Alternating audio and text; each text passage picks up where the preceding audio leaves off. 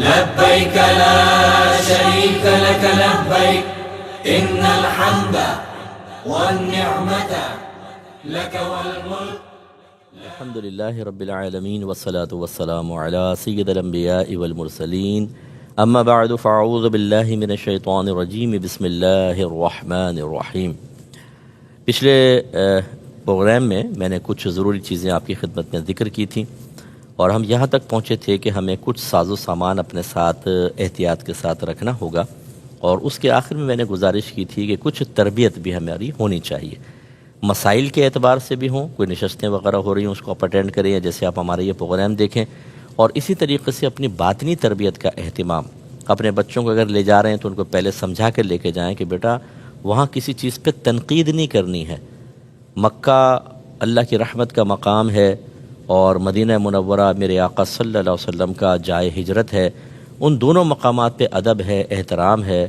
گھر والوں کا ذہن بنا کر جائیں کہ ہم وہاں آرام کرنے نہیں جا رہے، آسائشوں کے حصول کے نہیں جا رہے، بلکہ وہ تو سمجھ لیں ایک اپنے نفس کے ساتھ جہاد ہے. یہ بہت ضروری ہے تاکہ وہاں جا کے بالکل صبر و تحمل، اور گھر کے سرپرست کو خاص طور پر تحمل کا مظاہرہ کرنا چاہیے. ابا ہی غصیلے ہوں تو پھر وہی چیزیں بچوں کے اندر بھی منتقل ہوتی ہیں اور ثواب کے ضائع ہونے کا اندیشہ ہے، اور ہو سکتا ہے کہ ہم گناہگار بھی ہو جائیں. اب جب یہ حج کے لیے روانہ ہوتے ہیں تو یہ کچھ ضروری اقدامات کرنا بہتر ہوتا ہے کہ مثال کے طور پہ اگر آپ کسی سے ناراض ہیں اور دنیاوی وجوہات کی بنا پہ ہیں، ناراضگی ختم کر دیں. کوئی امانت آپ کے پاس ہے تو دے دیں، ہو سکتا ہے واپس آنے کا موقع نہ ملے. اگر قرضہ ہے تو قرضہ لوٹا دیں. بعض لوگوں کو میں حیرت زدہ رہ جاتا ہوں کہ قرض ادا نہیں کرتے حج کر رہے ہیں، قرضے ادا نہیں کرتے، بیچارہ سامنے والا اپنے قرض کا متمنی ہے اور عمرے کر رہے ہیں، تو فوراً سے پیشتر ان چیزوں کو دیں. رشتہ داروں سے معذرت کر لیں، مل کر جائیں، سب کی دعائیں لیں. اور اچھی طرح یاد رکھیں کہ اگر آپ نفل حج کرنا چاہتے ہیں تو ماں باپ کی اجازت ضروری ہے، لیکن اگر فرض حج کرنا چاہتے ہیں تو ماں باپ کی اجازت مستحب ہے، یعنی لیں گے تو ثواب ملے گا. اگر وہ نہ بھی دیں بہرحال آپ کو فرض حج تو کرنا ہے، یہ ماں باپ کی نافرمانی نہیں کہلائے گی، آپ گناہگار نہیں ہوں گے، جانا ہی ہوگا. لیکن اپنے ماں باپ سے پرمیشن لے لیں کہ آپ اجازت دے دیں کہ میں حج کرنا چاہتا ہوں. اور یہ میں پہلے وضاحت کر چکا ہوں کہ یہ کوئی شرط نہیں ہے کہ پہلے ماں باپ کو حج کرواؤں گا پھر میں کروں گا. آپ کے پاس پیسے جمع ہیں، تمام شرائط آپ میں جمع ہیں، آپ اس انتظار میں ہیں کہ مزید جمع ہو تو ماں باپ کو پہلے حج کرواؤں. جتنی آپ تاخیر کرتے رہیں گے گناہگار ہوں گے، اس لیے اگر آپ کے پاس پیسے جمع ہیں تو فوراً آپ کو حج کرنی چاہیے. اس کے علاوہ یہ آپ اپنے جو بھی معلم ہیں، جو بھی ایجنٹ حضرات ہیں، جو بھی گورنمنٹ کے آپ کو لے کے جا رہے ہیں، ان لوگوں سے اچھی طریقے سے تمام معلومات حاصل کر لیں کہ مثلا جیسے ہمارے یہاں سے حاجی کیمپ کے اندر جا کر سامان وغیرہ جمع کروانا ہوتا ہے، وہاں سے ایئرپورٹ پہ پہنچتا ہے، اس کے لیے 7-8 گھنٹے پہلے آپ کو جانا پڑتا ہے وہاں پر. اگر آپ ڈائریکٹ بھی ایئرپورٹ پہ جانا چاہیں تو کم از کم 2-3 گھنٹے کے مارجن سے آپ کو پہنچنا چاہیے، 2-3 گھنٹے پہلے. رش بہت زیادہ ہوتا ہے، اور اچھی طریقے سے ان سے معلوم کر لیں کہ کیا کیا جدہ ایئرپورٹ پہ اتر کے ریکوائرمنٹ ہے، جیسے ہیلتھ سرٹیفکیٹ خاص طور پر، پاسپورٹ ہے، ٹکٹ ہے، دیگر چیزیں ہیں. ان تمام چیزوں کا اچھی طریقے سے خیال کر لیا جائے. اب اس کے بعد یاد رکھیے کہ آپ کو احرام پہننا ہے. احرام کسے کہتے ہیں اس کی تھوڑی سی وضاحت تو میں پچھلے پروگرام میں کر چکا ہوں کہ مردوں کے لیے یا عورتوں کے لیے احرام اصل میں ایک حالت کا نام ہے کہ جب آپ عمرے کی نیت کرتے ہیں یا حج کی نیت کرتے ہیں تو جیسی آپ نیت کرتے ہیں آپ ایک حالت سے دوسری حالت میں آ جاتے ہیں جس کو حالت احرام کہتے ہیں، جو نظر تو نہیں آتی فزیکلی طور پہ، حالت احرام. اس حالت میں مردوں کے لیے لازم ہے کہ وہ 2 بغیر سلی ہوئی چادر پہنیں، جس کو ہم عرف عام میں احرام کہتے ہیں. یہ مجازن احرام ہے، احرام تو حالت کا نام ہے. یہی وجہ ہے کہ خواتین کے لیے تو کوئی ایسا فزیکلی احرام ہی نہیں ہے، وہ تو گھر کے لباس کے اندر ہی نیت کریں گی، اور ان پہ جیسی نیت کرتی ہیں ایک حالت طاری ہو جاتی ہے. تو اس لیے مرد 2 بغیر سلی چادریں پہنیں، اندر کچھ بھی نہیں پہن سکتے. ہاں بعض اوقات ایسا ہوتا ہے، ہمارے بعض بھائی بہن یہ بتاتے ہیں کہ جی پیشاب کی بیماری ہے، قطرات مسلسل آتے ہیں، تو ہم کیا کریں؟ وہ تو احرام آلودہ ہونے کا اندیشہ ہے. تو یاد رکھیں پھر اندر کوئی بغیر سلی ہوئی چیز آپ باندھ لیں، جیسے بچوں کے لنگوٹ ہوتے ہیں نا چھوٹے بچوں کے، ایسا آپ کر لیں. اس میں اگر فرض کر لیں کہ قطرات جمع ہوتے ہیں تو بعد میں پھر اس کو چینج کر لیں، اس کو دھو لیں. اس طرح وقتاً فوقتاً یہ مشقت آپ برداشت کریں گے تاکہ آپ کا احرام آلودہ نہ ہو جائے. لیکن سلا ہوا لباس اندر نہیں پہن سکتے، پہنیں گے تو گناہگار بھی ہوں گے اور دم وغیرہ لازم آئے گا. خواتین کے لیے سلا ہوا لباس میں وہ چونکہ نیت کرتی ہیں ان کے لیے پرابلم نہیں ہے، مردوں کی میں عرض کر رہا ہوں. تو اس طرح آپ نے مردوں نے 2 بغیر سلی چادریں پہننی ہیں اور خواتین نے مطلب اپنے پہنے ہوئے لباس میں نیت کرنی ہے. اب یہ نیت کیسے کریں گے؟ پہلے سمجھ لیجئے کہ آپ نے احرام پہننا ہے تو آپ نہائیں دھوئیں ناخن وغیرہ کاٹیں۔ مردوں کے لیے میرا مشورہ ہے کہ آپ اپنے گھر سے نکلتے ہوئے حلق کروا لیں۔ ہم شرماتے رہتے ہیں کہ نہیں یار یہاں نہیں وہاں جا کے کرواؤں گا۔ اس میں کیا ہوتا ہے کہ اگر آپ تھوڑا سر کھجائیں گے، بال ٹوٹ گئے، بالوں میں ہاتھ پھیرنے کی عادت ہوتی ہے، بال ٹوٹیں گے تو آپ کے اوپر کفارہ لازم ہوگا، جس کی تفصیل میں آگے بیان کروں گا۔ تو اس لیے آپ یہیں سے سر منڈوا جائیں تو فائدہ یہ ہوگا کہ بالکل کوئی بال گرنے کے امکانات ہی نہیں رہیں گے۔ اس طرح جسم کی صفائی وغیرہ کریں اور احرام کی چادروں پر خوشبو لگائیں، بدن پہ خوشبو ملیں، اور مرد وہ 2 چادریں پہن لیں، ہماری بہنیں اپنے کپڑوں وغیرہ پہ خوشبو لگائیں، اور اس کے بعد احرام پہن کر 2 رکعت نفل احرام کی نیت سے آپ ادا کریں گی۔ لیکن ابھی نیت نہ کریں، ہمارا مشورہ یہ ہے کہ نیت کریں آپ جہاز میں بیٹھنے کے بعد۔ وجہ اس کی یہ ہے کہ اگر آپ نے پہلے ہی نیت کر لی، گھر سے کر لی یا ایئرپورٹ پہ اترتے ہی آپ نے نیت کر لی، تو اس کے بعد اگر آپ کے بدن پر یا آپ کے احرام پر یا بہنوں کے لباس پہ خوشبو لگ گئی تو دم لازم ہو جاتا ہے، بکرا ذبح کرنا پڑے گا۔ اور ہوتا یہ ہے کہ جو لوگ ملنے آتے ہیں وہ ہاتھ ملاتے ہیں، ان کے ہاتھ پہ بعض اوقات خوشبو ہوتی ہے، آپ کے ہاتھ پہ لگ جائے گی۔ لوگ گلے ملتے ہیں، ان کی وہ خوشبو بعض اوقات منتقل ہو جاتی ہے۔ گلاب کے ہار ڈالتے ہیں، اس میں اسمیل ہوتی ہے، اس کی بھی ذرا احتیاط کریں۔ تو خلاصہ کلام یہ ہے کہ آپ احرام کی پہن لیا آپ نے، اور آپ نے نفل وغیرہ ادا کر لیے، ابھی نیت نہ کریں، نیت آپ جہاز میں بیٹھ کر کریں گے۔ لوگوں سے مل لیں، اس کے بعد آپ جہاز میں آ گئے تو ایک بات یہ بھی یاد رکھیے کہ اگر کوئی اس وقت، جیسے ہماری بعض بہنیں ہوتی ہیں انہیں عمرے پہ جانا ہے یا حج پر جانا ہے اور وہ ایام ان کے سٹارٹ ہو جاتے ہیں، تو ہماری بہنیں پوچھتی ہیں کہ کیا ہم احرام کی نیت کریں نہ کریں؟ بالکل آپ کریں گی۔ احرام کی نیت کرنے کے لیے پاک ہونا لازم نہیں ہے۔ آپ اس ناپاکی کی حالت میں بھی اگر احرام کی نیت کر لیں گی تو حالت احرام میں داخل ہو جائیں گی۔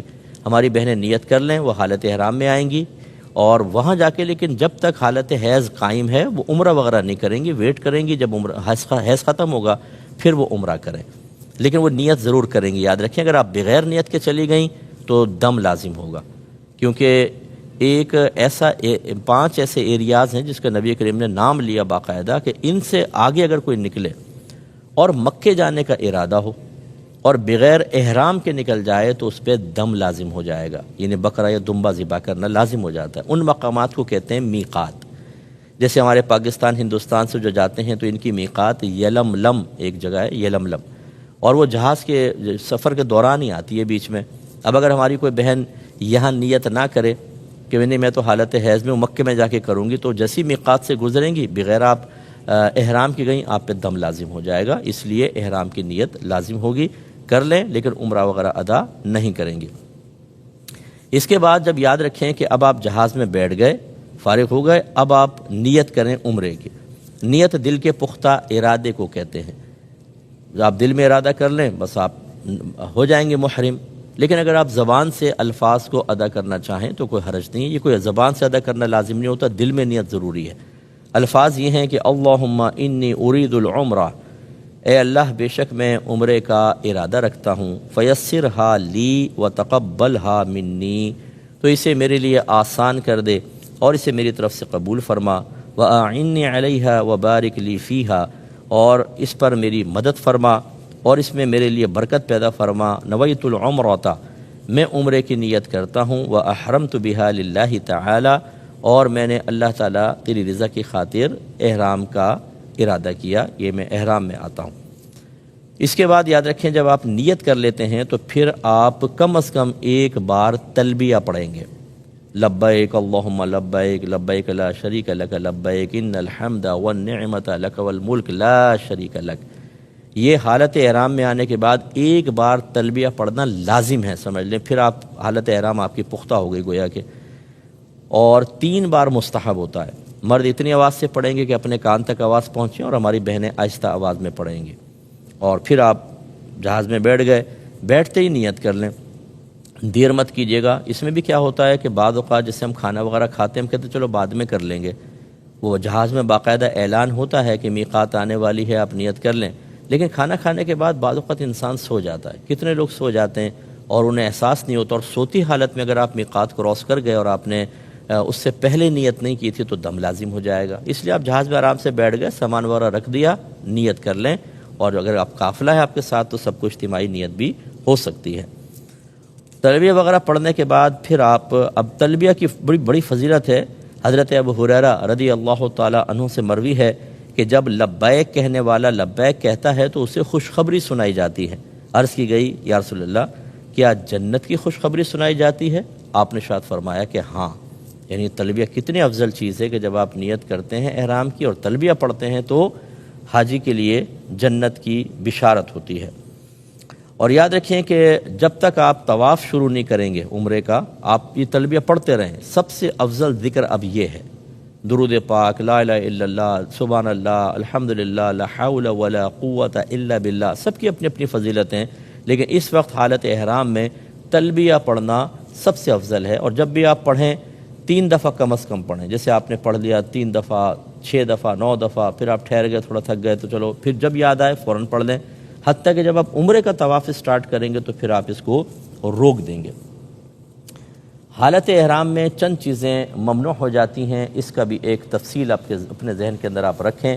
مثلا مرد کے لیے سلا ہوا کپڑا پہننا منع ہو جاتا ہے، کسی بھی قسم کا سلا ہوا نہیں پہن سکتا۔ ہماری بہنیں تو سلا ہوا پہنیں گی۔ کسی بھی چیز سے مرد کے لیے سر ڈھانپنا منع ہوتا ہے، لہذا جب آپ جہاز میں بیٹھ جائیں، اگر آپ نے سر پہ کچھ کیپ وغیرہ پہنی ہے تو پہلے اس کو اتاریں، پھر آپ احرام کی نیت کریں گے۔ خواتین کا سر ڈھکا ہوگا۔ تیسرا یہ ہے کہ دستانے پہننا، مرد دستانے نہیں پہن سکتا، عورتیں اگر دستانے پہنیں گی تو ان کے لیے شرعاً جائز ہے۔ چوتھا ہے کہ موزے نہیں پہن سکتا مرد، عورتیں موزے پہن سکتی ہیں۔ اور اسی طرح مرد ایسے جوتے نہیں پہن سکتا کہ جس سے ٹخنے چھپ جائیں، یہ جو پاؤں کی پشت کی ہڈی ہوتی ہے، درمیانی ہڈی، یہ چھپ جائے۔ یہ تھوڑا سا بات ذہن میں رکھیے گا کہ نبی کریم صلی اللہ علیہ وسلم نے حدیث میں جو فرمایا وہ کعبن کو، کعب، ان کو کھلا رکھنے کا حکم دیا۔ اب کعب سے کیا مراد ہے؟ بعض علماء کہتے ہیں ٹخنے مراد ہے، وہ بیچ کی ہڈی مراد نہیں لیتے۔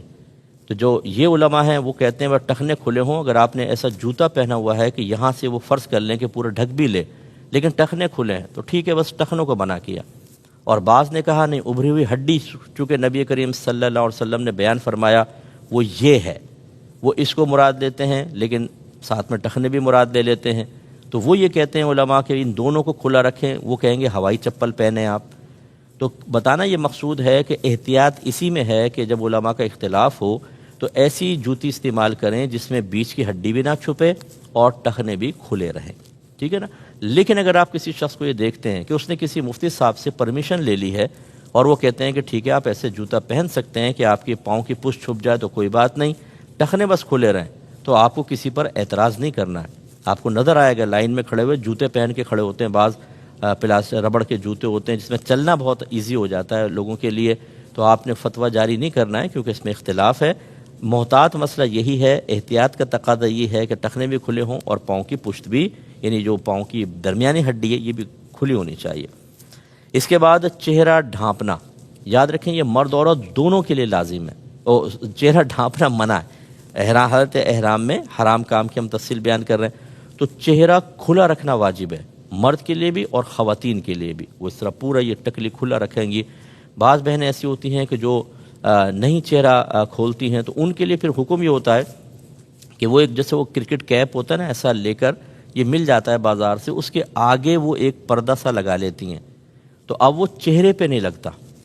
چہرے پہ لگنا منع ہوتا ہے کہ اگر آپ کو کپڑا چہرے پہ لگائیں گی تو وہ منع ہوگا، وہ دور رہتا ہے اس کو لیکن پکڑ کے رکھنا ہوگا، کیونکہ اگر وہ ہوا سے اڑ کر چہرے پہ لگے گا تو بہرحال اس پر بھی مطلب مسائل ہوتے ہیں۔ یا آگے میں جب کفارے بیان کروں گا تو اس میں پوری تفصیل سے آپ کو ذکر کر دوں گا۔ اور اس میں پھر یہ بھی ہوتا ہے کہ بعض بہنوں کو صحیح نظر نہیں آتا، وہ بیچارے ٹھوکریں کھاتی رہتی ہیں، یہ یوں کر کے دیکھتی رہتی ہیں۔ تو خلاصہ کلام یہ ہے کہ اللہ اس کے رسول نے عورتوں کو اجازت دی ہے اس مقام پر کہ وہ اپنا اتنا چہرہ کھول سکتی ہیں، اور حیا کا درس اللہ اس کے رسول کی طرف سے ہی آیا ہے۔ بعض حضرات جو ہیں وہ بہت ہی زیادہ اس میں مسئلے کو مطلب اس میں ایکسٹریمسٹ حد تک پہنچ جاتے ہیں، بہت ہی سخت وہ موقف اختیار کرتے ہیں، اور اس میں بہنوں کے لیے آزمائش بھی ہو جاتی ہے۔ اگر کھلا رکھنا چاہیں کوئی گناہ نہیں ہے، کھول سکتی ہیں، اور کھلا رکھنا بلکہ واجب ہے، یعنی کپڑا منہ پہ نہ لگے، تو اس کے لیے پھر وہ تو کیا، اگر زیادہ وہ ہے تو کیپ والا کریں۔ یہ بھی ہو سکتا ہے کہ آپ کوئی گتا وغیرہ ایسا رکھیں جیسے کوئی یوں کر کے سامنے رکھ لیں، آپ جب باہر نکل رہی ہیں یا طواف کر رہی ہیں خاص طور پر، اب دیکھیں نا مطاف کے اندر اتنا رش ہوتا ہے کہ مرد عورت اس طریقے سے پیک چل رہے ہوتے ہیں، تو اب اس میں جسم بھی ٹچ ہو جاتا ہے. دیگر شریعت جانتی ہے، اللہ جانتے ہیں، اس کے رسول جانتے ہیں کہ کیا معاملات ہونے والے ہیں، اس کے باوجود وہاں پرمیشن دی ہے.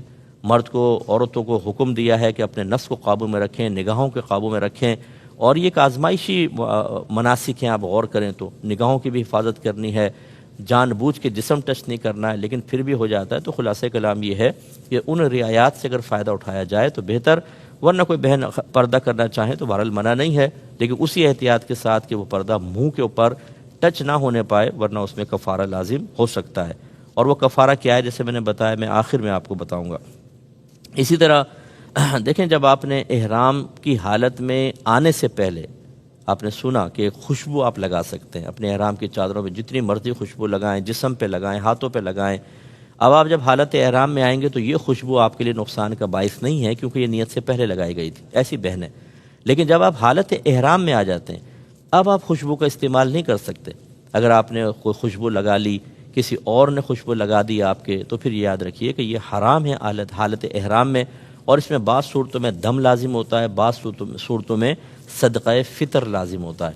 اس کا مطلب ہے آپ کو حتی الامکان احتیاط کرنی ہے. اسی طرح یہ چہرہ ڈھانپنے کا جو مسئلہ ہوتا ہے، ابھی ہم نے آپ کو بتایا چہرہ کھلا رکھنا واجب ہے.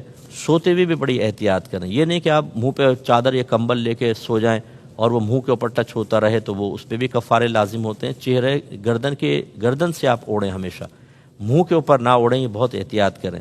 اسی طریقے سے جب آپ طواف وغیرہ کر رہے ہوتے ہیں، بعض لوگ اپنا احرام ٹھیک کر رہے ہوتے ہیں تو اس میں وہ آپ کے چہرے پہ چادر لگ جاتی ہے. اس میں بھی ذرا احتیاط کریں.